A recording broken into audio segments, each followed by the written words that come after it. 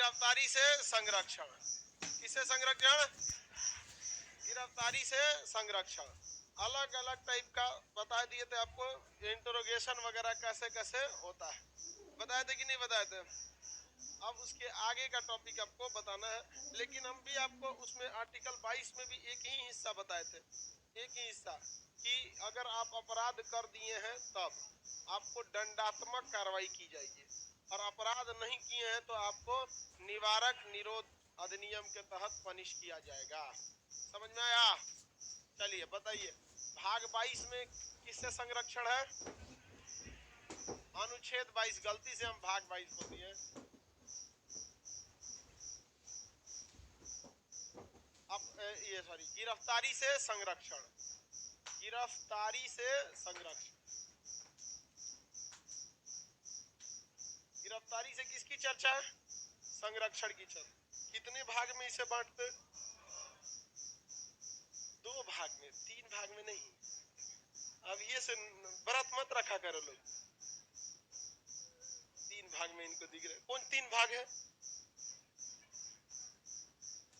एक है अपराध करने के बाद, अपराध के बाद, आफ्टर क्राइम, अपराध के बाद, इसे हम क्या कहते हैं? दंडात्मक। इसे क्या कहते हैं? दंडात्मक। ये 3 टाइप का था, ये 3 टाइप का, और ओकरे कह रही है कि 3 टाइप का। दिमागवा इस सब का कंफ्यूजन में रह जाता है। पहला क्या था भाई कि आपको गिरफ्तार करने से पहले वारंट दिखाए, 24 घंटा के अंदर न्यायालय में ले जाएगा, अपने पसंद का वकील रखने की आजादी देगा।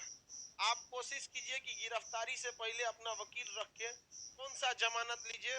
एंटीसिपेटरी बेल, जिसे हिंदी में कहते हैं अग्रिम जमानत। अब हम आप ही से पूछते हैं, अभी एक करंट घटना देखेंगे तो उत्तर प्रदेश के लखीमपुर में एक घटना हुआ जिसमें एक विधायक जी की रैली में महिंद्रा की बहुत दमदार गाड़ी है थार, वो बनाया ही गया है कि पहाड़ वहाड़ चढ़ने के लिए। थार 4x4 इंजन है, सजुआ सीढ़ी पे चढ़ जाता है थार, उसको बनाया ही गया, और उधर के किसान को पिछवा से कचार के चल गया। अब बताइए उन पर क्या हो गया है? FIR 302 यानी मर्डर, 307 हत्या की कोशिश, क्योंकि कुछ लोग मरे हैं तो उसके कारण 302 लगा है, और कुछ लोग घायल हैं जिनके कारण 307 लगा है, तो उनके ऊपर FIR हो गया। लेकिन अभी तक पुलिस उन्हें गिरफ्तार नहीं की है। जानते हैं क्यों? एंटीसिपेटरी विधायक जी नहीं है यार, बात समझो, पुलिस भी थोड़ा सा इज्जत बचाती है। इशारा और इशारे में कि आप क्या ले लीजिए? एंटीसिपेटरी बेल ले लीजिए। अब जब ज्यादा दबाव बनेगा गिरफ्तार कीजिए तो जाएंगे गिरफ्तार करने, पहले से लेके क्या बैठल है? एंटीसिपेटरी बेल लेना अगर लेने जाते हैं तो 90% चांस है कि आपको मिल जाएगा, 90%, क्योंकि केवल आप रहते हैं, आपका वकील रहता है। और जघन्य अपराध तो है ही है बाबू, कौन कह रहा है जघन्य अपराध नहीं है? तुम लोग पढ़ाई के बीच में ना इमोशन घुसेड़ देते हो, लात मारो ससुरा इमोशन को साइड में। जब पढ़ाई करते हो ना तो हमको 2 चीज से एकदम खराब लगता है, धर्म और इमोशन पढ़ाई के बीच में नहीं घुसना चाहिए। जघन्य अपराध है कि नहीं है? पैसा लिया ना, सब जघन्य अपराध निकलते हो। यहाँ पे हम इंडिया से बाहर रहते हो, यहाँ पैसा दीजिए ना, क्या नहीं बिकता है यहाँ पर। इमोशन साइड कीजिए। देखिए एंटीसिपेटरी में बेल लेना बहुत इजी रहता है, लेकिन गिरफ्तारी के बाद समस्या क्या आती है? आप तो खड़े रहेंगे, जिससे मुकदमा है वो खड़ा रहेगा, आपका वकील भी रहेगा, जिससे मुकदमा है उसका भी वकील, जज के पास दोनों मैटर चल जाएगा। तब ना जज को समझ में आएगा कि जघन्य अपराध है कि नहीं। कोर्ट में कोई जघन्य अपराध नहीं होता है, वो पूछने भी नहीं जाएगा आपका कि लखीमपुर खीरी में मर्डर हुआ है कि लुधियाना में हुआ है, कहाँ। वो आपका फाइल पड़ेगा, ऊपर लिखा रहेगा 302, 307, 34, 201 धारा देखेगा, कहेगा कि ठीक है। अगर ज्यादा लोगों का मर्डर है तो एंटीसिपेटरी नहीं देगा, और जज के मूड पे एंटीसिपेटरी दे देगा। समझ में कि नहीं? रीजन क्या है कि पुलिस साक्ष्य अभी नहीं न दी है, पुलिस तो साक्ष्य दी नहीं है, तो ज्यादा संभावना किस चीज की रहती है? एंटीसिपेटरी मिलने की। तो आप लोग के साथ भी कभी ऐसा हो तो बेल लीजिएगा कि एंटीसिपेटरी? एंटीसिपेटरी बेल ले लीजिएगा, तुरंत बच जाएंगे। और नहीं तो बेल लेने में 20 को झमेला, फिर आपको CRPC फॉलो करना पड़ेगा, क्रिमिनल प्रोसीजर कोड। फिर आप क्या बन जाएंगे? क्रिमिनल प्रोसीजर कोड फॉलो करना पड़ेगा।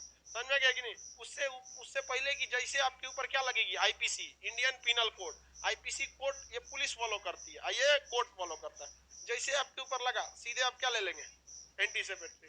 ज्यादा संभावना आपको किसमें है, एंटीसेपेटरी मिलने की संभावना ज्यादा रहती है। समझ में आ रहा है कि नहीं? सीआरपीसी का लिए तू अभी परेशान है?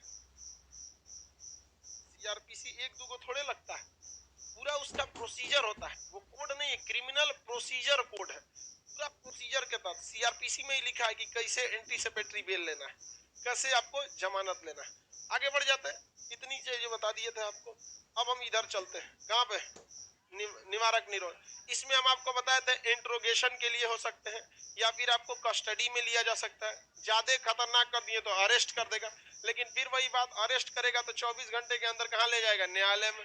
अब जज साहब का काम है कि आपको जमानत देते हैं या फिर आपको जुडिशियल कस्टडी में भेज देते हैं। जुडिशियल कस्टडी मतलब जेल में भेज देते हैं। बताइए ज्यादा दिक्कत थाना में होता है कि जेल में? जेल में कोई दिक्कत नहीं है सजुरा, वहां पे जेल में कुछ भी नहीं होता है यार, काम करना होता है। सुबह उठो आराम से, आपको काम बांट दिया जाएगा, फूल में पानी डालना है कि क्या करना है, मतलब जेल मैनुअल है। आपको एगो काम करना पड़ेगा, 8 बजे चाय के लाइन में लगा जाइए, वहां पे चाय दे देगा, चूड़ा या चना भीगा हुआ दे देगा। दोपहर में खाना खाने में चलिए, दाल जो रहता है पानी की तरह रहता है, उसमें कोई दिक्कत नहीं। वो आपका जेल है भाई, हालांकि सरकार अच्छा खाना के लिए देती है, लेकिन जेल है, उसमें कोई दिक्कत, आप अपने पैसा से खरीद सकते हैं। हम इस पे पूरा वीडियो बनाए हुए हैं, और एकदम प्रैक्टिकली वीडियो, एकदम। अगर किसी को जेल में कैसा जिंदगी होता है, एक बार सर्च कर लियो, jail life by Khan sir YouTube. समझ में गया? पूरा का पूरा कैसे खाना मिलता है, क्या करना रहता है, आपको जेल में कोई तकलीफ नहीं होगी। समझ में गया कि नहीं? टोकन वोकन सब पैसा नहीं रहता। आप कहीं भी रहिए, चाहे नौकरी के पहले, नौकरी के बाद, जेल के पहले, जेल के बाद, हमेशा खान सर आपके साथ। चलिए ध्यान से देखते, खुश हो रहा है तो जेल में कोई दिक्कत नहीं होगा। अरे जेल जेल होता है बाबू, अच्छा नहीं लगता है कुछ दिन बाद। एक हफ्ता तो थोड़ा ठीक लगेगा, आपको नया नया रहेंगे, अरे बड़ा मोट मोट दीवार हो रही, एक हफ्ता बाद अजीब लगने लगेंगे। इसके बाद देखते हैं हम लोग अपराध के पहले। किसके बाद? अपराध के पहले। अपराध के पहले, अपराध के पहले इसे क्या कहते हैं, निवारक निरोध। निवारक निरोध, निवारक निरोध, preventive detention. Preventive detention, preventive detention देखिए 22 के 1 2 3 तो ये हो गया, 22 के 4 में, किसमें है, 22 के 4। 22 के 1 में वारंट दिखाएगा, 2 में 24 घंटे के अंदर न्यायालय में ले जाएगा, 3 में वकील रखने, प्रोसीजर आपको फॉलो करना होगा। आगे बढ़े, अब देखते हैं हम लोग अपराध से पहले वो क्या करेगा, निवारक निरोध अधिनियम। समझ में गया कि नहीं?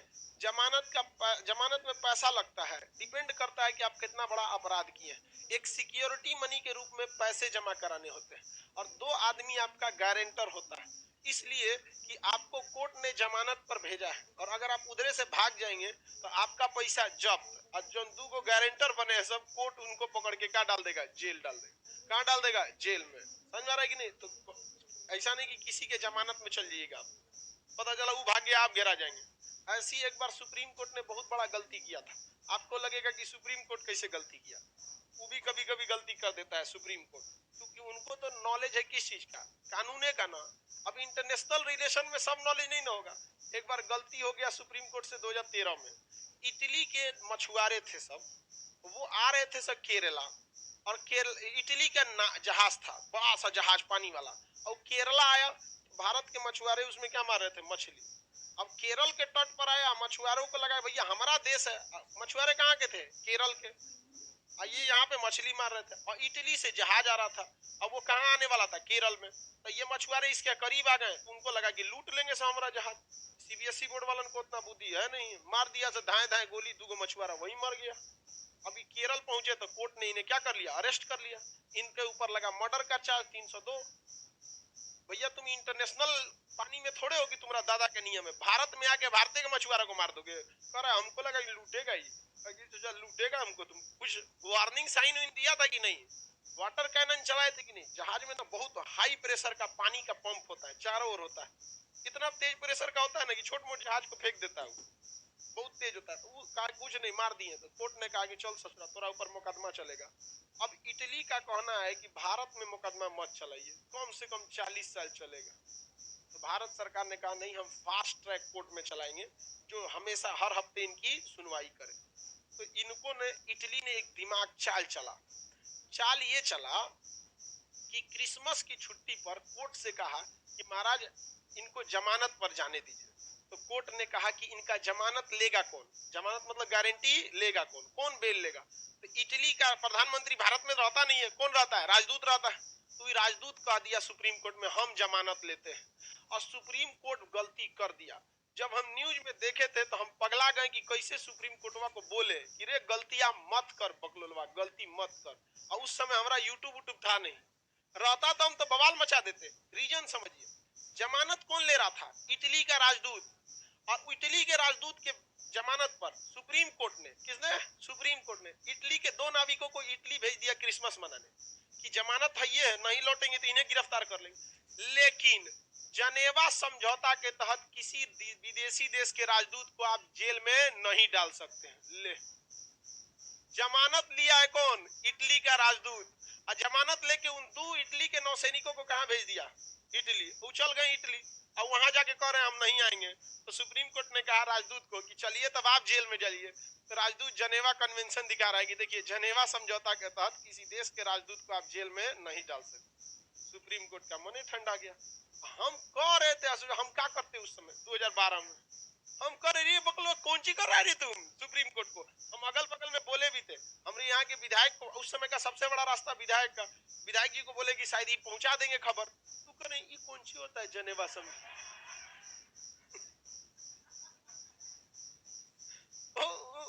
हम कहें अब क्या समझाए उनको, करे ये कौन सी होलो जनेवा समझौता, जनेवा दिल्ली में होलो। मतलब उनको लग रहा है जनेवा भारत में कहीं होगा। हम कहे कि धन्य है प्रभु, आप धन्य है। तो सुप्रीम कोर्ट का मन ठंडा गया, समझा गया कि नहीं आ गया। अब सुप्रीम कोर्ट, अब इस हमारे वीडियो पे सुप्रीम कोर्ट ये भी नहीं कह सकती खान सर सुप्रीम कोर्ट का मजाक बना रहे हैं। मजाक नहीं बना रहे हैं, आपने ऐसा गलती किया था और हम लोगों को बता रहे हैं। समझ में आ गया नहीं आ गया। इसलिए दुनिया में सबसे गलती हो सकती है। क्या राजदूत पे रखना चाहिए, नहीं। तब उस समय प्रधानमंत्री मनमोहन सिंह थे। मनमोहन सिंह यूरोप का दौरा रद्द कर दिए। इटली से कहें कि अगर तुम हम इस तरह से लेके जाओगे हम तुम्हारे साथ कोई भी संबंध नहीं रखेंगे। और सोनिया गांधी अपने नैहर फोन की, ये कौन सी होलो मम्मी, भेजिए उत्सव को। तो वहां से दबाव बनाया गया और उसके बाद क्या किया गया, उनको लाया गया। अभी मुकदमा चल रहा है। सर एंटीसिपेटरी बेल में कोई जज और कोर्ट को पैसा खिला सकता है तो पुलिस को उन्हें देख बबुआ, जज को पैसा खिलाना बहुत टेढ़ा काम हो जाता है, बहुत टेढ़ा काम। तोरा बस का बात ना है, रह दियो जज के बात। जज को पैसा खिलाना मतलब समझ रहे हैं ना, शेर के दांत में ना ऐसे खोदना जाके मुंह खोल के ऐसे, कब सनकेगा कोई ठीक नहीं होता है वहां पर। इसलिए जज के ऊपर ये सब चीज कभी मत लगाइएगा। एक वही चीज है जहां पैसे कैसे खिलाना है ये किसी को पता ही नहीं है। समझ में आ गया कि नहीं? बात समझ रहे हो ना हम क्या बोल रहे हैं, कैसे खिलाना है किसी को नहीं पता है। समझ गए? वहां पैसे नहीं चल पाते, हकीकत में है। वरना पैसे चल सकते थे, पैरवी चल सकता था तो पप्पू यादव 5 महीने जेल में नहीं रहते। उनको कौन नहीं जानता है बिहार में। नहीं, कोरोना जैसे मुसीबत में सबको पैसे दिए, पहुंच पैरवी पैसे सब थे। एक बार वो कह देते कि चंदा दे दो हमारे समर्थक, चंदा दे के करोड़ों रुपया हो जाता, नहीं हो जाता। लेकिन वहां नहीं चल पाता है, कोर्ट में काफी लंबा प्रोसीजर हो जाता है। आगे देखते हैं हम लोग निवारक निरोध में। जब कोई व्यक्ति के रहने से अपराध भड़कने की संभावना हो जाती है तो उसे अपराध करने से पहले ही क्या कर दिया जाता है, उठा लिया जाता है। उसी को क्या कहते हैं, निवारक निरोध। जैसे 370 हटा था तो वहां के कश्मीरी नेता कम से कम उस वक्त हटने के तक ऐसा कोई अपराध नहीं किए थे जिससे उन्हें जेल में भेजा जा सके। लेकिन भारत सरकार को पता था ये खुद अपराध नहीं करते हैं लेकिन दूसरे से अपराध करवा देते हैं। ये खुद बताइए, कृष्ण भगवान क्या महाभारत का युद्ध लड़े हैं? लेकिन सब किया धरा किसका था, उन्हीं का था। अब बताइए अगर उनको हटा लेते पूरा महाभारत का युद्ध टल जाता। बस 2 लोगों को हटा लेते, इधर से कृष्ण भगवान को और उधर से कर्ण को। ये दोनों जना को पूरा कर्ण का तो कुछ नहीं, एकदम ताव मार लेता है, आगे लड़ लेते चलो। तो ऐसे लोग को गिरफ्तार, मतलब समाज में क्या है कि आज के वक्त में कुछ लड़ाकू टाइप के लोग हो गए हैं जो भड़कीला भाषण देते हैं, तो क्या हो गया, उनको पहले ही गिरफ्तार कर लिया जाता है। तो इसे क्या कहा जाता है, निवारक निरोध। निवारक निरोध के तहत उस व्यक्ति ने तो अपराध किया नहीं, अतः कानून कहता है कि उसके साथ ज्यादती मत कीजिए, क्योंकि आपने उसे शक के आधार पर उठाया।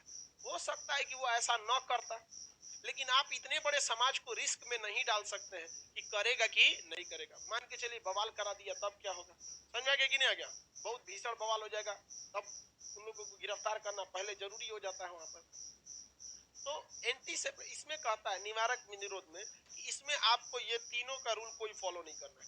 अगर पुलिस को लग गया कि आपको डिटेन करना है, किसके तहत, निवारक निरोध के तहत, प्रिवेंटिव डिटेंशन के तहत डिटेन करना है। डिटेन मतलब जेल में डालना है, समझ में आ रहा है कि नहीं आ रहा, तो आपको वो वारंट दिखाएगा, हाँ नहीं दिखाएगा, 24 घंटा के जज को ले जाएगा, उसको पता है कि ले जाएंगे जज के अंदर, जज कहेगा कि भाई अपराध किया है, नहीं करने वाला है, तो तोरा कैसे पता करने वाला है, तो मशीन नहीं ले कि करने वाला है, जज छोड़ देगा। अब वो छूट के आएगा ना तो ताव में रहता है, एंटीसिपेटरी बेल लेके आता है आदमी ना तो बहुत ताव में रहता है। देखिए ना क्या लिखा है जो गिरफ्तार करने आता है ना दरोगा, उसको एंटीसिपेटरी बेल दिखाता है, देखिए ना दरोगा साहब क्या लिखा है इसमें, पढ़िए तो। अब बेचारा क्या करे, उसका अपना पर्सनल झगड़ा थोड़े है, अरे आप मार कोई और किया है बीच में, उसका लिए मरने जाएगा वहां पे। तो इसके तहत आपको 24 घंटे के अंदर न्यायालय नहीं भेजता है, और जब न्यायालय नहीं भेजा तो वकील रख के क्या करेंगे, न्यायालय नहीं रखा तो वकील लेके क्या करेंगे। आपको 3 महीने तक, मैक्सिमम कितने महीने तक, 3 महीने तक, मिनिमम हो सकता है कि 2 दिन में मैटर सॉल्व हो जाए, आपको क्या कर सकता है, छोड़ सकता है, लेकिन मैक्सिमम कितने महीने तक, 3 महीने तक वो आपको अपने पास पुलिस रख सकती है। अब पुलिस की मर्जी आपको जेल में रखे, हालांकि निवारक निरोध के तहत जेल में नहीं रखते हैं, लेकिन जेल में रख भी सकते हैं। जैसे कफील खान एक डॉक्टर थे उत्तर प्रदेश में, समझ में आ गया कि नहीं आ गया, उनको जज कोर्ट पुलिस ने क्या कर दिया, निवारक निरोध अधिनियम के तहत क्या कर लिया, रख लिया, कहा कि इनके भाषण से लोगों के अंदर डर का माहौल पैदा हो गया, ससुरा तू नहीं, तो पुलिस की वजह से सुरक्षा का माहौल क्यों नहीं पैदा हो रहा है, नहीं समझ में आ गया। और एक डॉक्टर को 8 महीने तक रखा गया, समझ में गया, 3 महीने मैक्सिमम समय होता है, लेकिन 3 महीने से बढ़ाया जा सकता है अगर सरकार लिखित में परमिशन किसको दे दे, पुलिस को। तो सरकार, उत्तर प्रदेश सरकार ने परमिशन किसको दे दिया, पुलिस को, तो 6 महीना हो गया, 2 महीना लटक गया कोरोना की वजह से। जब कोर्ट के पास पहुंचा तो कोर्ट ने पुलिस को गरिया दिया। कोर्ट जब गरियाती है तो उसे कहा जाता है कोर्ट ने फटकार लगाया है, ऐसे थोड़ी कहेंगे जज ने गरियाया है, समझ में गया। कोर्ट जब गरियाती है तो क्या कहा जाता है, फटकार लगा, और कहा कि इमीडिएट रिलीज किया जाए, क्या किया जाए, अभी के अभी रिलीज किया जाए, समझ में गया। ये लेटर पहुंचा जेलर के पास रात को 1:30 बजे, जेलर रात 1:30 बजे छोड़ दिया, जा भैया जा, समझ में गया कि नहीं। तो इसका ये जो निवारक निरोध कानून है, इसमें आप कहीं अपील कर सकते हैं नहीं, कहीं दलील कर सकते हैं, कहीं वकील रख सकते हैं। याद कीजिए यह वही कानून है जिसे रॉलेट एक्ट कहा गया था, और इसी के विरोध में जलियांवाला बाग देगा। आज भी रॉलेट एक्ट जिंदा है। इसी रॉलेट एक्ट का नाम है आपका प्रिवेंटिव डिटेंशन, बिना अपील, बिना दलील, बिना वकील आपको गिरफ्तार कर लिया जाए, कुछ नहीं कर पाएंगे। ये बहुत खतरनाक कानून है। इसके तहत सरकार किसी को उठा सकती है और 3 महीने तक उनको जेल में रख सकती है। और जेल देखिए, जब आप जेल में चले जाते हैं तो आपकी जिंदगी आपके पास नहीं रह जाती। जेल में किसी को कैसे मरवाया जाता है, एक जो कैदी जिसे फांसी की सजा हो गई है, यानी जिसे उम्र कैद की सजा है, अब आप ही बताओ वो जेल से निकलेगा, तो जब मरवाना रहता है ना किसी को तो जेल में भेज दिया जाता है। और जेलर किसको इशारा कर देता है, जो जिस कैदी को क्या है, उम्र कैद की सजा, और उम्र कैद उसको कह देगा तुम्हारी फैसिलिटी बढ़ा देंगे, तुम्हारे खाना में एकदम 56 भोग लगा देंगे, ले आके हुमच के मारेगा, तूर देगा वहां पर, कोर्ट में लग जाएगा कि जेल में क्या करेंगे, जेल में हम कितने कैदी को सुरक्षा देंगे। कोई प्रधानमंत्री रहते हैं जेल में जो एनएसजी कमांडो की सुरक्षा दे, जेल में कोई सुरक्षा नहीं रहता है, सारा काम खुद से किया जाता है। गिनती से 25-30 को तो वही रहता है अंदरवा, जो सुरक्षा रहता है बाहर, अंदरवा निकलेंगे कोई बड़का दीवार रहता है, समझ में गया, मार देता है, बड़ी खतरनाक हो जाता है ये सब। तो इसे काला कानून आप बोल सकते हैं, किसे, निवारक निरोध के तहत अमूमन इसमें किसी व्यक्ति को या तो हाउस अरेस्ट किया जाता है या तो उसे नजरबंद कर दिया जाता है। हाउस अरेस्ट का मतलब घर के अंदर आपको अरेस्ट कर देगा, निकलने उकलने नहीं देगा, निकलने नहीं देगा, और साथ में आपको नजरबंद कर देगा। क्या कर देगा? नजरबंद। नजरबंद का मतलब है आपका कम्युनिकेशन सिस्टम काट देगा, आपका मोबाइल छीन लेगा, आपको टेलीफोन नहीं देगा, टीवी उवी कुछ नहीं देना, आपको जो खाना है खाइए, जहां अपने बेडरूम में सोते थे वहां सोइए, सब कुछ कीजिए, लेकिन आप बाहरी दुनिया से क्या रहेंगे? कटे रहेंगे।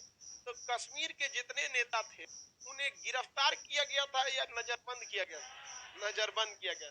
6 महीना तक टीवी देखने नहीं दिया था।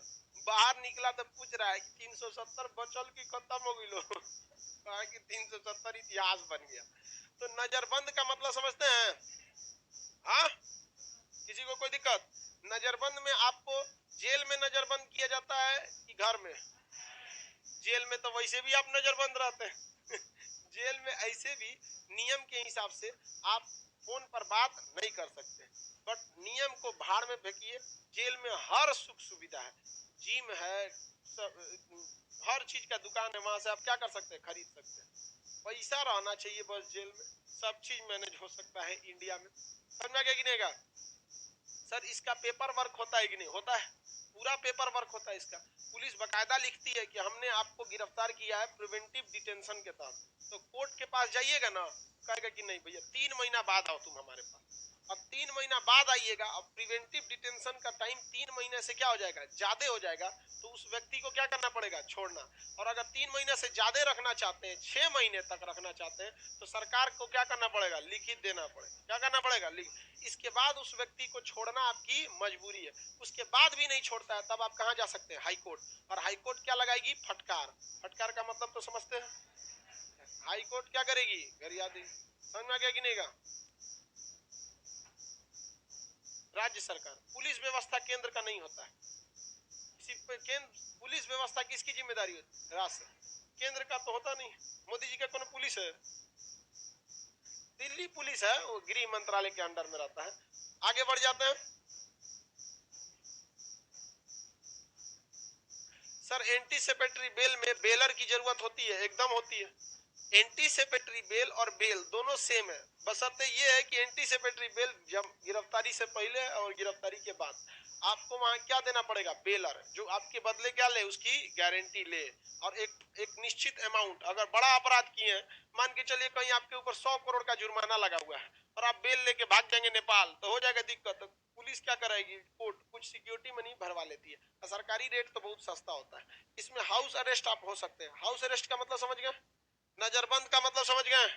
इसमें एफआईआर दिखाया जाता है, वारंट दिखाएगा, वकील जज के पास ले जाएगा, वकील। इसका इसी का पुराना नाम क्या था? Rowlatt act. इसका पुराना नाम बहुत खतरनाक है। आप सरकार के खिलाफ ज्यादा बोलिएगा ना, आपके ऊपर यही लगता है। ज्यादा सरकार के खिलाफ बोलिएगा तो आपके ऊपर क्या लगेगा? प्रिवेंटिव डिटेंशन लगा देगा, क्योंकि आप कुछ ना कुछ कहबे करिएगा, लगा देगा आपको। अब मान के चलिए हम ही के ऊपर सरकार को प्रिवेंटिव डिटेंशन लगाना रहे, हमारे किसी बात को ले देगा, कह देगा देखिए ये जज साहब को बोल रहे थे कि कैसे पैसा खिलाना है, पता नहीं चलता है। समझ में आ गया कि नहीं आ गया? तो वो हम लोग के खिलाफ भी निवारक निरोध लगा सकते हैं, कोई दिक्कत नहीं है। हम लोग भी कहाँ चल जाएंगे? जेल में। हाँ,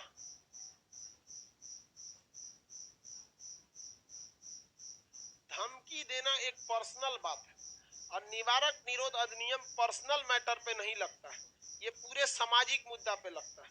समझा गया? धमकी देता है तो थाने में जाके एफआईआर करा दीजिए कि हमको धमकी दे रहा है, ओकरा निवारक निरोध के तहत गिरफ्तार कराएंगे। अपने आप को कौन सी समझ रहे हैं आप? पर्सनल मैटर पे ये कभी नहीं लगता है, ये सामूहिक मैटर पर लगता है। समझ में आ गया कि नहीं आ गया? बैठ जाओ।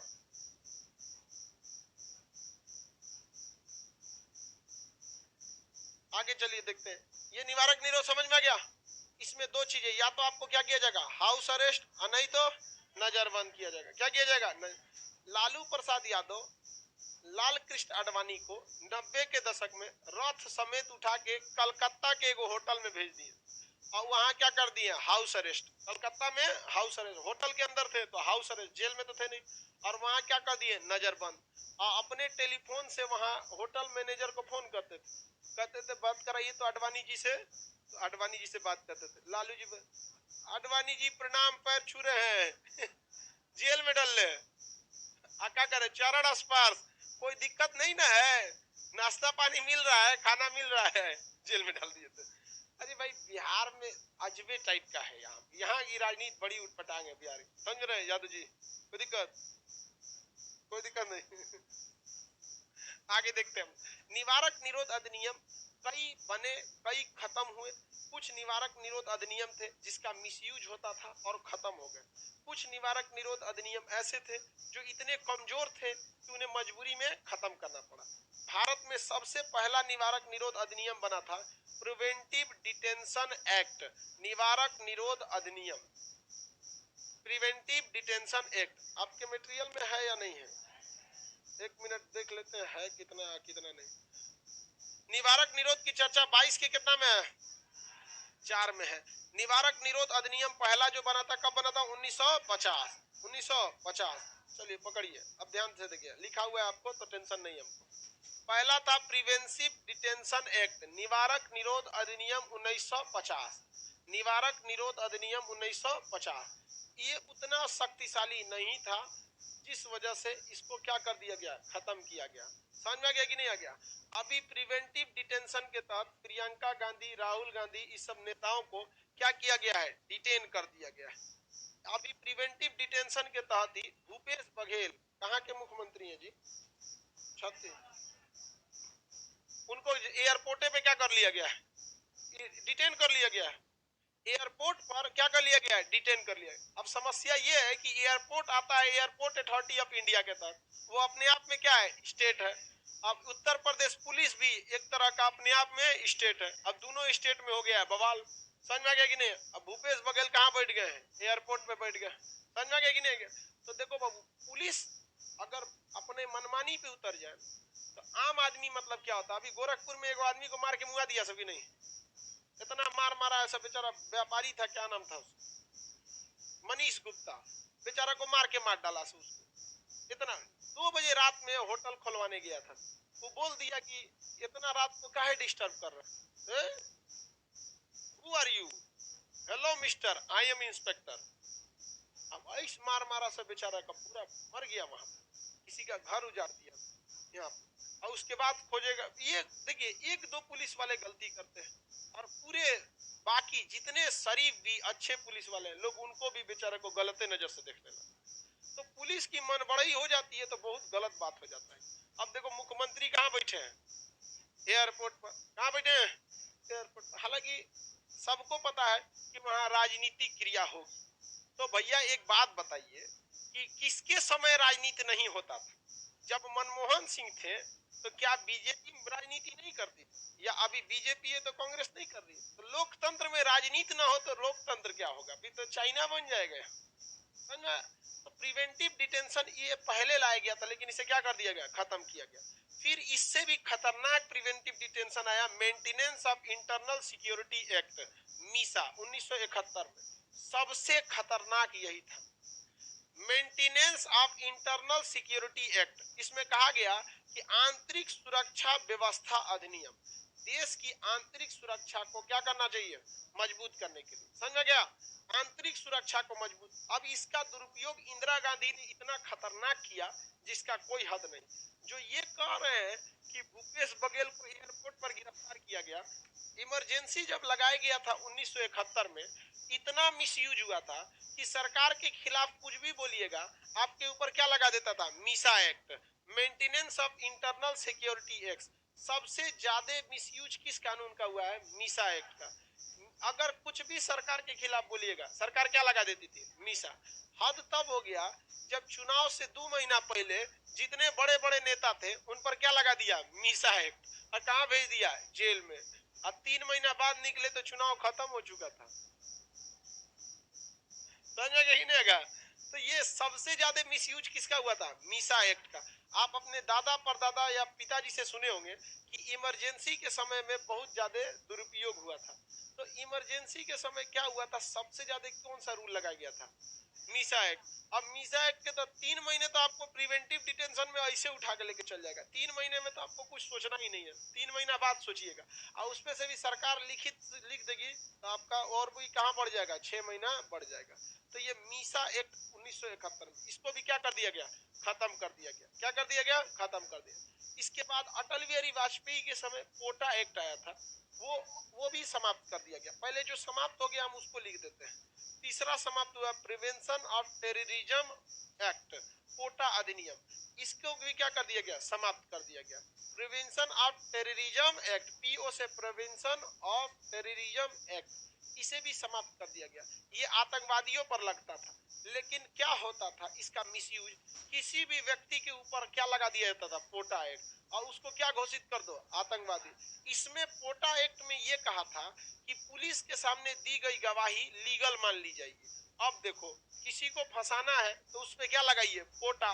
आप पोटा के तहत सोचा प्रिवेंशन ऑफ टेररिज्म एक्ट में चल आएंगे और वो गवाही देगा, उसको क्या मान लेता था, लीगल। और उस बेसिस पर इसका बहुत ज्यादा क्या होने लगा, दुरुपयोग होने लगा, बहुत ज्यादा दुरुपयोग हो गया। किस एक्ट के तहत, पोटा। और सबसे खतरनाक आतंकवादियों के लिए था Tada act, terrorist and destructive activities, terrorist and destructive activities, destructive आतंकवाद एवं विध्वंसक क्रियाकलाप। खतरनाक बम बारूद रखते हुए पकड़े गए, क्या हो जाएगा, टाडा लग जाएगा। कौन सा अधिनियम लग जाएगा, टाडा। संजय दत्त के पास क्या मिल गया था, AK-47। अब वो संजय दत्त का मेन मैटर क्या था, उनको बंदूक रखने का बहुत शौक था। और संजय दत्त जो थे वो एक्चुअली उनका टेररिस्टों से कोई कनेक्शन नहीं था, आपको भी पता है। लेकिन कानून सबके आगे बराबर होती है, आप बड़े हो छोटे हो अमीर हो कुछ भी हो, शाहरुख खान के बेटा को उठा के लेके चल गया, समझ में आ गया कि नहीं आ गया। अब उसका क्या होगा आगे समझा जाएगा। हालांकि ये लोग जितने इसमें फंसेंगे उतने फेमस हो जाते हैं, हटाते इनको साइड करते हैं। तो संजय दत्त का ड्राइवर कहा कि सर एक बहुत अच्छा बंदूक आया है, वो बैकलोलवा बताया नहीं कि बंदूक कौन है। तो इन्होंने कहा कि ठीक है गैराज में रखो हम आके देखेंगे। आई किसी काम में चले गए, अब बंदूक कहाँ रख दिया, वो गैराज में। 2 दिन तक वहीं पड़ा रहा। धीरे धीरे ये बात कहाँ पहुंच गई, मीडिया में, मीडिया वाला फोटो खींच लिया, मुंबई पुलिस के पास पहुंच गया। समझ में आ गया कि नहीं आ गया। तो बाद में उस संजय दत्त करेंगे हमरा क्या पता था ये ससुरा कहाँ से लाया। तो कोर्ट का कोई बात नहीं, कहाँ से लाया, पकड़ाया आप ही यहाँ से ना, चलिए आप चलते हैं। समझ में आ गया कि नहीं आ गया। किसके तहत लेके चला गया, टाडा के तहत। देखते हैं अभी तक उनको रिलीज नहीं किया है भाई, पेरोल पर छोड़े गए। किस पे छोड़े गए, पेरोल पर। अब हम यहाँ समझाते हैं आपको जमानत और पेरोल पर क्या अंतर होता है। देखिए जमानत पर किसी व्यक्ति को आप नॉर्मली रिलीज कर सकते हैं एक पैसे को सिक्योरिटी मनी के रूप में, कि अगर भागोगे तो ये पैसा जब्त हो जाएगा। और 2 बेलर को ले लीजिए कि अगर तुम भागोगे तो इन दोनों में से हम किसी एक को या दोनों को क्या कर सकते हैं, गिरफ्तार। लेकिन पेरोल एक अलग चीज होता है। मान के चलिए कोई आदमी काम कर, जैसा हम ही है, हम ही को जेल में पुलिस उठा के लेके चली गई, तो हम कोर्ट में कहेंगे ना कि जज साहब हम जो भी हैं, हम अपराधी हैं चाहे कुछ भी है, लेकिन हमसे लड़कों का भविष्य जुड़ा हुआ है। हमको अगर आप जेल में रखेंगे उनका सिलेबस पीछे हो जाएगा। अतः हमको आप जेल का 2 पुलिस हमारे साथे लगा दीजिए, हम जाके केवल पढ़ाएंगे और फिर चलाएंगे, हम दूसरा सामाजिक काम को नहीं करने देंगे। तो जेलर एसपी को आदेश देगा कि खान साहब की हिस्ट्री खंगाली जाए कि ये क्रिमिनल तो नहीं है या क्या है। तो देखेगा कि नहीं एक ऐसा तो क्रिमिनल की कोई पृष्ठभूमि नहीं है। तब जज हमको किस पे छोड़ेगा, पेरोल पर। और तब हम यहाँ आके क्या कर सकते हैं, पढ़ा सकते हैं। संजय दत्त को जज ने किस पे छोड़ा है, पेरोल पर। अब तब वो आके अग्निपथ मूवी की क्या किए थे, शूटिंग किए थे। अग्निपथ मूवी थी ना ऋतिक रोशन की, बस उसमें कंगना रनौत की कमी थी। कंगना को पिनकाना है तो केवल क्या बोल दीजिए, ऋतिक रोशन, भड़क जाती है। पहले उसी से फसल थी ना।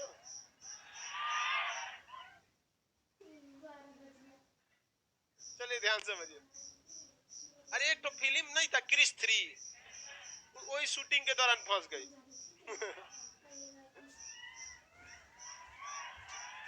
पहला कौन सा था बोलिए, prevention of terrorism act, prevention of sorry preventive detention act. ये मीसा, पोटा, टाडा।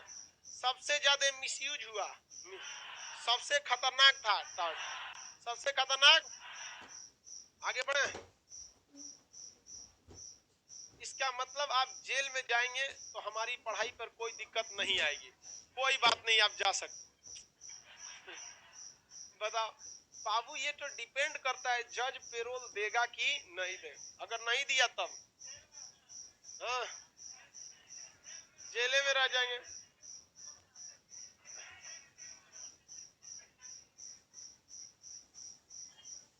जब आप जज साहब, जज अंधा थोड़ी होता है, वो नहीं देखता है कि कितना बड़ा कौन अपराध कर सकता है।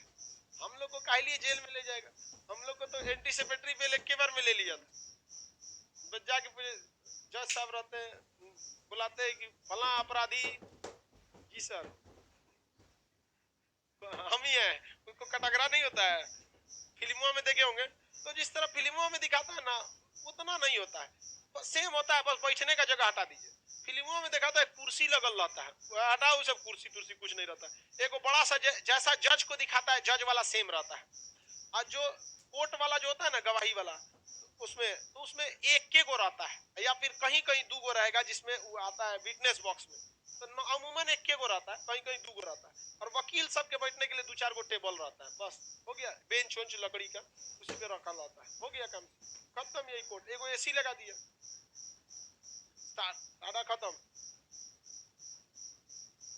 भाई पुराना आर्मी वालों को हटा दीजिए, उस सब का नियम अलग। आर्मी रूल को सिविलियन रूल से नहीं मिला सकते। नहीं, आर्मी रूल में कुछ नहीं। आप ये जो इतना नियम पढ़ा रहे हैं आर्मी पे नहीं लागू।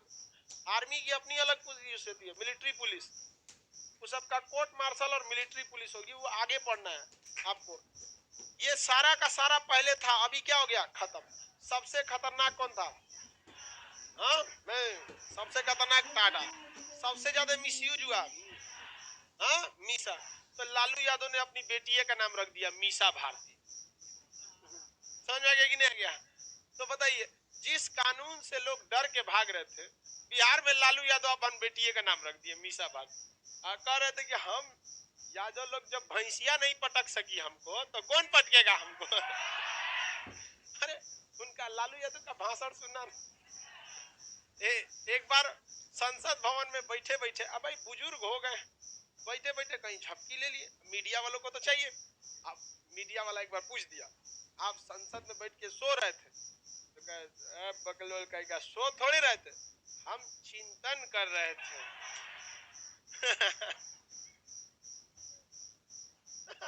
अच्छा वाले भाई, अब क्या कहिएगा उनको? तो ओकरे से पूछ दिया, आप ही बताइए चिंतन कैसे करते हैं? आराम से इत्मीनान से भाई चिंतन कर रहे थे देश का विकास कैसे हो। चिंतन। आगे बढ़ते हैं, ये सारा चीजें क्या हो गया? खत्म हो गया। समझ आ गया कि नहीं आ गया? अब उस चीज की बात करते हैं जो अभी भी लागू है। अभी भी जो लागू है, UAPA, unlawful activities prevention act, गैर कानूनी कार्यों को रोकने वाला अधिनियम। अनलॉफुल एक्टिविटीज, यू से क्या होगा? अनलॉफुल एक्टिविटीज प्रिवेंशन मतलब रोकने वाला अधिनियम, UAPA, unlawful activities preventive act. Unlawful activities preventive act, UAPA, ये अभी भी लागू है। UAPA अभी भी लागू है। बिहार के अनंत सिंह को किसके तहत उठा लिया गया? UAPA के तहत। किसके तहत? UAPA के तहत। किसे? अनंत सिंह, मोकामा के विधायक। मोकामा के विधायक कौन सा कानून लगा? UAPA के तहत कानून में लगा। समझ में आ गया कि नहीं आ गया? किसी को कोई दिक्कत है? आगे बढ़े। उनका भी भाषण सुनोगे लोग ना, अनंत सिंह का। दूसरे दुनिया में एक बार जीतन राम मांझी जब मुख्यमंत्री बने थे और उटपटांग जब फैसले लेना चालू किए, तो मीडिया और जनता सब अजीब रह गई, भैया ये कैसा फैसला ले रहे हैं? तो एगो मीडिया वाला कहाँ चल गया? अनंत सिंह के पास। और उस मीडिया वालों को भी नहीं समझ में आ रहा है जा रहा है किसके पास? किसके? अनंत सिंह के पास।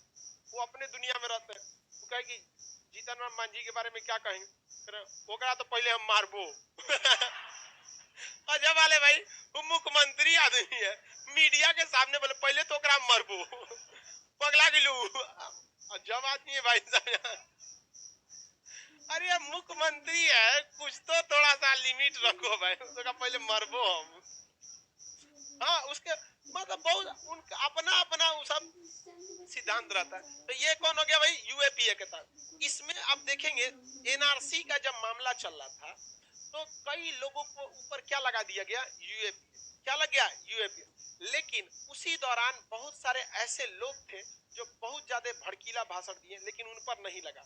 जैसे एक तो साधु संत थे, आप साधु संत रहिए अच्छी बात है, लेकिन एपीजे अब्दुल कलाम को जिहादी आतंकवादी बोलते हैं, या ये सही बात है?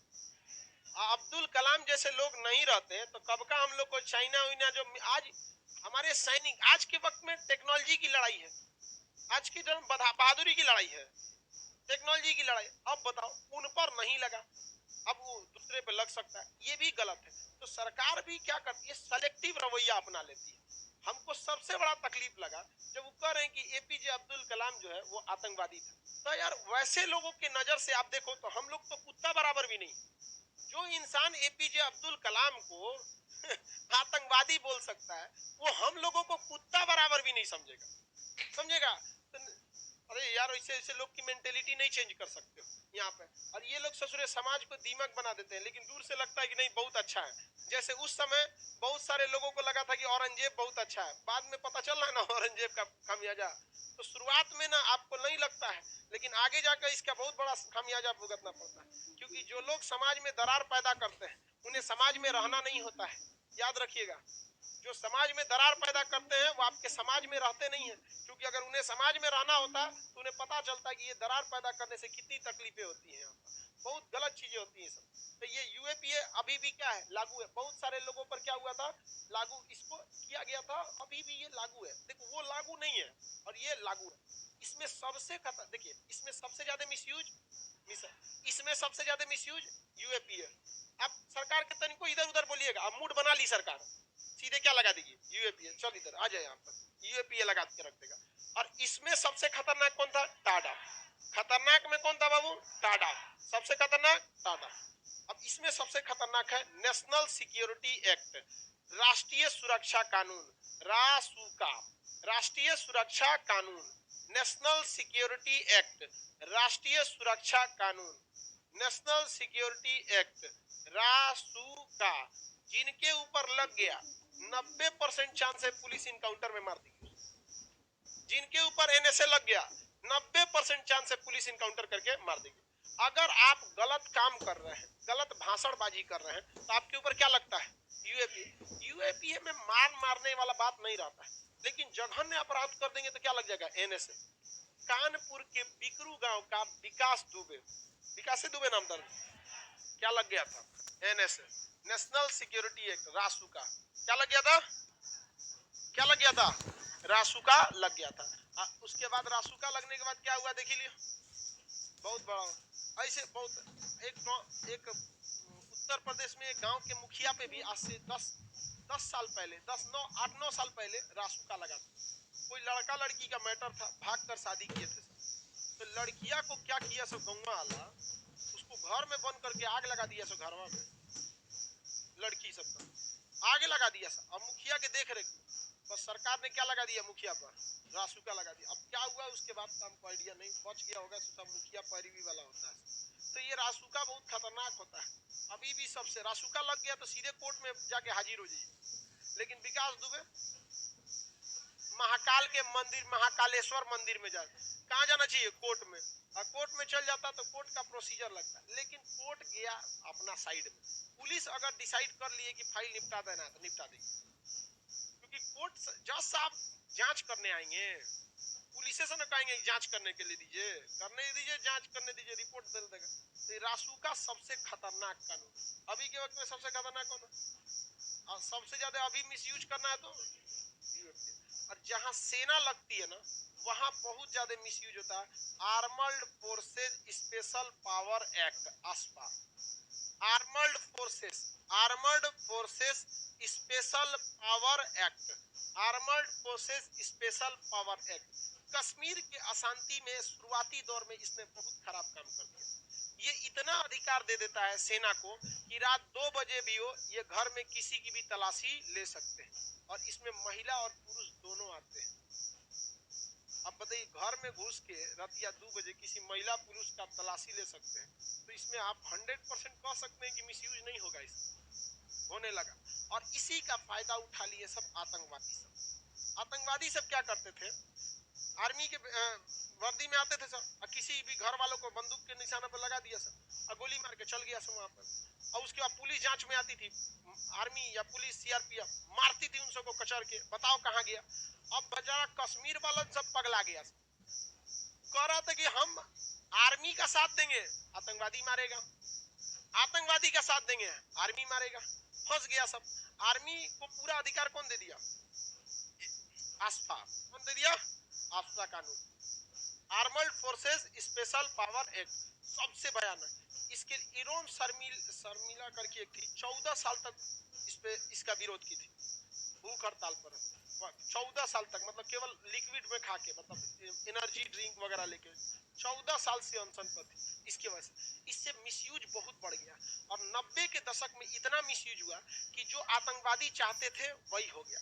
और आर्मी को बाद में रियलाइज हो गया, आतंकवादी ये चाहते थे कि आर्मी वाले कश्मीर पर बहुत कड़ा एक्शन ले, जिस वजह से आर्मी वाले कश्मीरियों का माइंड वॉश कर सके। और आर्मी से 1990 के दशक में ये मिस्टेक हो गया, लेकिन आर्मी ने इसे बहुत जल्दी रियलाइज कर लिया।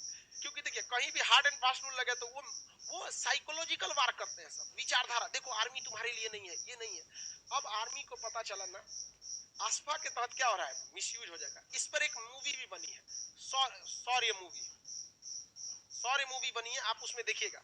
उसमें एक कश्मीरी को घुसकर कर्नल क्या करता है, सीधा गोली मार देता है। अब बच्चा रहता है 8 साल का, कहता है क्या कर लेगा तू, क्या कर लेगा मेरा, धाए से गोली मार देता है 8 साल का बच्चा। और उसकी छोटी बहन 5 साल की रहती है, रोने लगती है, कहते इसको चुप करा उसकी माँ से, नहीं तो इसको भी गोली मार दूंगा। इस पे एक मूवी बनी है, क्या नाम है उसका, सौर्य मूवी है, सौर्य यही मूवी है। उसमें सौर्य ब्रिगेडियर प्रताप रहता है, ब्रिगेडियर प्रताप, सौर्य मूवी है इस पर। तो इसको आप देखिएगा, क्यों इस कानून पर बना हुआ है। और उसके बाद जिसने इसका विरोध किया ना, उसको क्या कर दिया गया, सस्पेंड कर दिया, कोर्ट मार्शल कर दिया। बाद में एक वकील आया जो इस सारे मैटर को सुलझा के किया, तो ये मूवी भी बनी थी। तो आर्मी को इस बात का रियलाइज हुआ कि नहीं भाई, हम आतंकवादियों के चंगल में फंस रहे हैं। आतंकवादी आके किससे टॉर्चर करते थे, कश्मीरियों को। ये आतंकवादियों का प्री प्लान था, कश्मीरियों के घर में घुसो और उनके घर से आर्मी पे फायर करो और चुपचाप भाग जाओ, और आर्मी वाले आएंगे और इनको मारेंगे, तो फिर एक गोली में हम मार दिए किसको, फौजियों को, और उसके बाद फिर हम आतंकवादियों का, कश्मीरियों का माइंड वॉश करेंगे। देखो तुम्हारे घर में घुस के मारा ना। आर्मी परेशान हो गई, क्या किया जाए क्या नहीं किया जाए। आर्मी ने दिमाग लगाया। आर्मी जो थी वो किस पहले आती थी वर्दी में, किसमें आती थी, वर्दी में, और आतंकवादी आते थे सब अपना कश्मीर वाला ड्रेस पहन के। आर्मी कही कि ससुरा कश्मीर का ड्रेस पहन के कश्मीर के लोगों का दिल जीत रहा है। अब क्या होता है, आतंकवादी घुसे सब ना, आर्मी भी कौन सा ड्रेस पहन लेती है, वही कश्मीरी वाला, दाएं दाएं मार देती है। अब कश्मीर, अब आतंकवादी के गोली में मरा तो भी आतंकवादी बदनाम, आर्मी के गोली से मरा तो भी आतंकवादी बदनाम।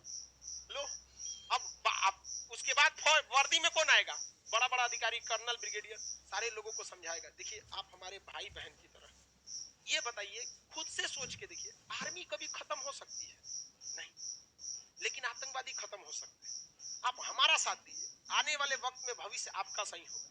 तो लोगों को भी लग गया कि ससुराई अगर आतंकवादियों सबके चक्कर में ये हो रहा है, उनको दिख रहा है कि गोली कौन चला रहा है, आतंकवादी चला रहा है। अब ससुरा तो नहीं, उधर से गोली उसी ड्रेस में चल रहा है, इधरों से गोली इसी ड्रेस में चल रहा है। लो यहाँ पे अब धीरे धीरे कश्मीर क्या हो रहा है, शांति में होते जा रहा है। और वहां जो कह रहे ना हम कश्मीर को आजाद कराएंगे, वो कश्मीर के लोग, देखिए सारे कश्मीरी गलत नहीं। आप कभी वैष्णो देवी जाइएगा, आपको प्रसाद बेचते वहां आपको ज्यादा चांसेस है 60% मुस्लिम मिलेंगे आपको प्रसादी देते हुए, कुछ भी आपको देख वहां पे। लेकिन ससुरे क्या होते हैं सब आतंकवादिया जो आएगा सब, उन सबका प्री प्लान देखिए। आतंकवादी तुमको मारना है, बम मारना है, तो तुम लड़ाई लड़ो, हम थोड़े मना कर रहे हैं, लेकिन तुम टोपी पहन के क्यों मार रहा है, नमाज पढ़ने वाली टोपी पहन के क्यों मार रहा है, ये उनको समझ में नहीं आता है कश्मीरियों को। और मुसलमान को भी नहीं समझ में आता है कि यार वो टोपी इसीलिए पहन के मार रहा है कि बाकियों को भी गाली सुनना पड़े। क्यों, क्योंकि लोग यही ना कहेंगे सोचा टोपी लड़ाई करना है, लड़ाई करो ना। सेना में राजपूत रेजिमेंट नहीं है, महार रेजिमेंट नहीं है, कौन चीज जनेऊ पहन के लड़ाई करने जाते हैं सब। अब खुद सोचिए, आप भगवा पहन लीजिए, जनेऊ पहन लीजिए, कहीं जाके बम चला दीजिए, कौन बदनाम होगा जी, हिंदू धर्म। ऐसा ससुरा टोपी पहन के गोली मारेगा धाए धाए। उनमें जरूरी है, आतंकवादियों में बंदूक से पहले उनको ट्रेनिंग देता है कि पहले तू टोपिया लगा ले, ताकि बदनाम बाकी सब हो जाए। और आर्मी में जो लोग गरम मिजाज के हैं उनको ये लगने लगे सब टोपी वाला यही है। तो आर्मी के अफसर गरम मिजाज के नहीं ना है सब, एक से एक अफसर, आर्मी के अफसर बहुत तेज होता है सब। सोच रहा हमरा छाट दिया अफसर में से, हालांकि हमको हाथ टेढ़ के वजह से छाटा था। तो वो समझाता है सब, देख बाबू तुम आतंकवादियों की जाल में मत फंसो। वो चाह रहा है कि तुमको नफरत हो जाए, किससे? कश्मीरियों से। आतंकवादी का मेन मकसद क्या है? आर्मी को गोली मारो और उस भेष में गोली मारो कि आर्मी को नफरत उस मारने वाले से नहीं बल्कि उस वेशभूषा वाले सबसे हो जाए। नहीं समझ में आ रहा है? अब आप अपने मन से दिमाग से जरा सोच के देखो, पढ़े लिखे के लड़ाई लड़ने के लिए टोपी कुर्ता पैजामा अच्छा ड्रेस होता है कि फौज का? लेकिन वो चोट्टे क्या पहन के आएंगे? कुर्ता पैजामा। अब बदनाम किसको करेंगे? पूरा मुसलमान सब। और जो कम पढ़े लिखे लोग होंगे वो गाली देना किसको चालू करेंगे? मुसलमान। और यही चाल किसका है? आतंकवादियों का। कि जब कम पढ़े लिखे लोग गरियाएंगे तो ये कहेगा कि हम हैं नहीं तो हमको गरिया क्यों रहा है, और जब बिना कैले गरियाएगा तो हम हथियार उठाएंगे। अब आतंकवादियों का कार्य सक्सेस हो गए सब। यही चल रहा है कि नहीं? लेकिन ससुरे हमारी आर्मी वाले अंगूठा छाप है सब, नहीं समझे हैं सब। लो आतंकवादी से लड़ाई होगी ना तो जब खुले में लड़ाई होगी तो वर्दी पे, खुले में लड़ाई होगी तो वर्दी पे। और अगर खुले में लड़ाई नहीं होगी तो अगर घर में होगा तो तू जो कपड़ा पहना है तो हम पकड़ेंगे यहाँ पे। समझ में आ गया कि नहीं आ गया? अब मार धार होगा, खत्म कहानी। तुम कैसे पहचानोगे? कपड़े से ना। कैसे पहचानते हो? कपड़े से। तो आर्मी ने जो काम किया बहुत काबिले तारीफ किया, लेकिन 90 के दशक में थोड़ी सी आर्मी से क्या हुई थी? मिस्टेक। लेकिन उसको सुधार लिया कि नहीं सुधार लिया? अब भाई आर्मी वाले भी हैं, उनका भी मनोबल गिरता है। उसके सामने जिस अफसर के साथ खाना खा रहा है गोली मार देंगे उसको। शेरशाह मूवी में देख रहे हैं कितना बेचारों के साथ गलत हुआ है यहाँ पे। लेकिन धीरे धीरे अब कश्मीर भी क्या हो रहा है? अपने रास्ते पर आ रहा है। समझ में आ रहा है कि नहीं आ रहा है? आतंकवादियों की चाल समझ रहे हैं? समझ आ रहा है कि नहीं आ रहा है? बाकी सबको गाली सुनना पड़ता है। और भारत के लोगों को, मुसलमानों को भी समझना चाहिए, जब तक आप खुल के इनका विरोध नहीं करेंगे इनका मनोबल नहीं टूटेगा और फिर सबको गाली सुनना पड़ जाता है। ये गलत होता है। लोग कहते हैं ना कि सारे उस धर्म को मानने वाले सारे आतंकवादी थोड़ी है, सारे लोग मिलकर विरोध कर दो यहाँ पे। तो ये समझना चाहिए। अब ये सब चीजें हर जगह बताता नहीं है और हमारी मीडिया इतनी पढ़ी लिखी है नहीं, इतना पढ़ा लिखा है। अरे ससुरा 142वें नंबर पे है, जिसके पास इतनी भारी भरकम पूरी प्रोडक्शन हाउस है, एडिटर है, कैमरामैन है, हजारों कर्मचारी है। हम लोग के पास कुछ नहीं है। भैया कैमरा से वीडियो शूट करते हैं 8वें नंबर पे, भैया कैमरा से यहाँ पर हमारे पास, हम खुद से अपने से ही सारा चीज शूट कर। ये लोग 42वें नंबर पे, 142वें। तो ये बात कोई समझाया नहीं, लेकिन आर्मी घर घर इस बात को समझाई। देखो आतंकवादी क्यों कुर्ता पैजामा पहन के आते हैं? लड़ना है तो वर्दी में आओ या फिर वो जो मेन कॉम्बैट ड्रेस होता है उसको पहन के आओ। तो वहां के लोगों को समझाने में सफल कौन हो गया? आर्मी वाले। अब धीरे धीरे आप देख रहे हैं कश्मीर से ये समस्या धीरे धीरे सॉल्व हो रही है कि नहीं? लेकिन जो जहर दिमाग में घोला है वो जहर कभी नहीं निकल सकता है। तो आर्मी इसका प्लान कर रही है कि जो जनरेशन खराब हो चुकी है उस जनरेशन को सुधारने से अच्छा उस जनरेशन को कंट्रोल करके रखिए। वो बुढ़वा मर खप के मर जाएगा सब। तो डेली देखिएगा कश्मीर में 2-4 को बवाल सब मर रहा है सब, बुढ़वा बुढ़वा झड़ गया ऐसा एकदम। ओ माय गॉड, जा रहे हैं हम, जाओ ससुरा जाओ। और जो नेक्स्ट जनरेशन आ रही है जैसे यंग है आप लोग को हम कोई बातें बताएंगे, आप इस बात को समझेंगे कि नहीं इसमें कोई ना कोई चाल है विदेशियों की, तो आप उस चाल में नहीं फंसेंगे। तो कश्मीर की जो नई जनरेशन है उसे आर्मी अपने बातों को समझाने में सफल हो गई। तो अब आप देखेंगे कश्मीर में पत्थरबाज अब युवाओं की कमी हो गई है। और जो बुढ़वा है सब मर खप जाएगा सब, कुछ को कोनो को कोरोना होगा, कोनो को HIV होगा, कोनो को कुछ होगा, मरेगा ससुरा वहां पे। कश्मीर शांत हो जाएगा। समझ में आ गया कि नहीं आ गया? किसी को कोई दिक्कत? तो आप उस चीज को देखिए जहां लोग देखना जो नहीं देख पाते। समझ में आ गया कि नहीं आ गया? किसी को कोई दिक्कत? चले अब बाकी हम लोग धीरे धीरे कश्मीर को देखिए। अभी जैसे IPL होता है ना वैसे ही KPL भी हो रहा है, कश्मीर प्रीमियर लीग में। धीरे धीरे पूरे लोगों से घुल मिल जाएंगे, सब सही हो जाएगा। कश्मीरियों को टूर पर एक बार कोचिंग में लाया जाएगा, सब कश्मीरी खुश हो जाएगा। देखेगा ओ माय गॉड बिहार में इतना एजुकेशन, हम लोग भी पढ़ेंगे श्रीनगर में, कोचिंग खुलेगा। नहीं समझ आएगा। और बस गलती से एक बार वो पढ़ाई पे उतर गया सब, आप में से कोई पत्थर चलाएगा पुलिस के ऊपर तो सबको भी पढ़ाई पे लाइए, सब खुल जाएगा। समझ आ गया कि नहीं आ गया? किसी को कोई दिक्कत? चलिए अब आगे का क्लास कल करेंगे।